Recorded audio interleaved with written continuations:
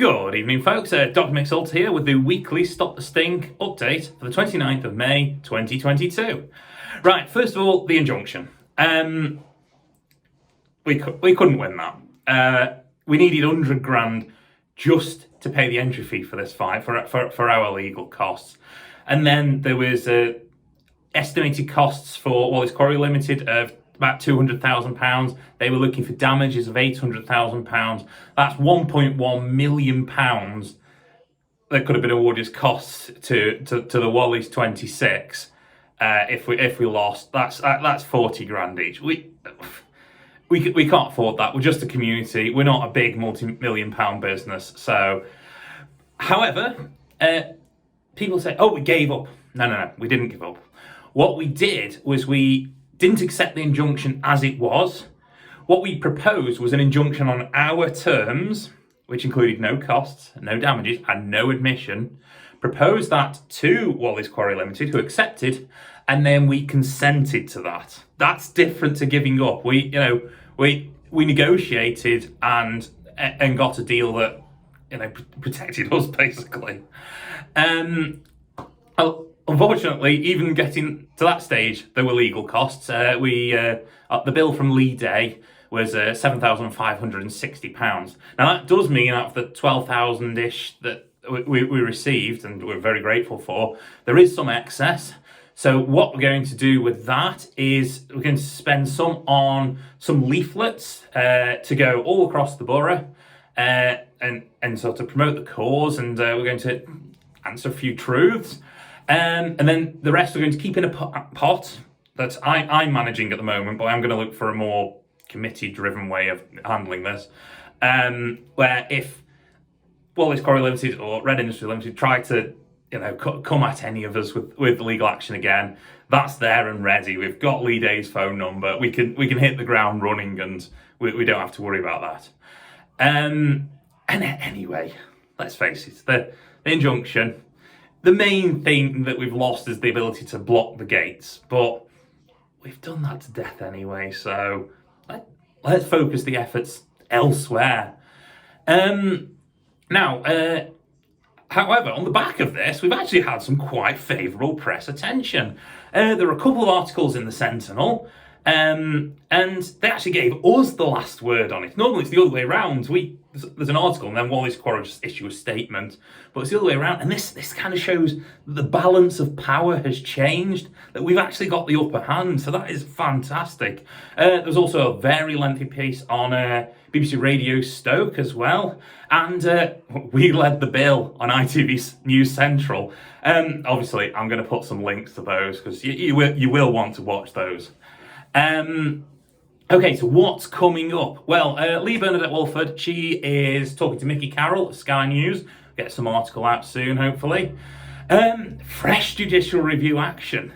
Yes, just yesterday I was writing my witness statement for this, and so this is just another avenue with which we can try and get things sorted out and hopefully suspend the permit until things are sorted or it goes into public ownership or someone else takes over.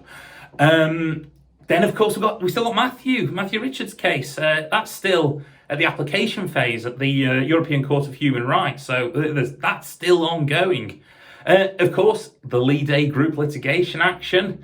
Now that I've got that foot in the door, I am going to offer my services to Michelle Victor, who's leading that. And so we can progress that. Again, I'll put the link to register for that down below. And of course, we've still got the Environment Agency's criminal investigation. And the fantastic thing about this is when the Environment Agency are on the site, Walleys Quarry's customers scatter. They do a better job of preventing business than we do. It's amazing. And clearly, the fact that the customers will not stand up to regulatory scrutiny, that's read into that what you will. Okay, and then of course the Newcastle Borough Council abatement notice.